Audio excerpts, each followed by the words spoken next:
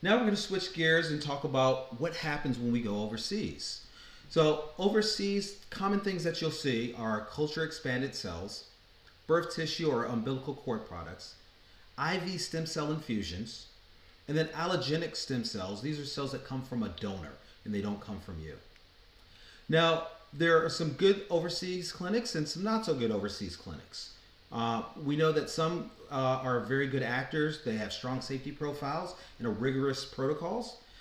We know that some operate under very high standards and they have something called GCP, Good Clinical Practice Certified Labs, proper cold chains, and experienced physicians that are doing these treatments.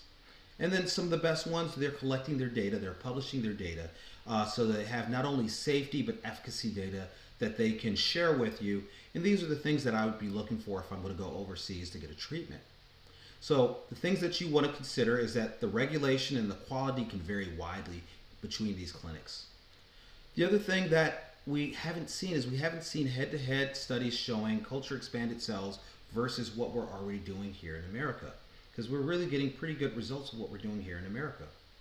And the biggest question is really who's regulating these clinics overseas? And so these are the things that you'd want to ask before going over there. Let's talk a little bit about culture expanded cells.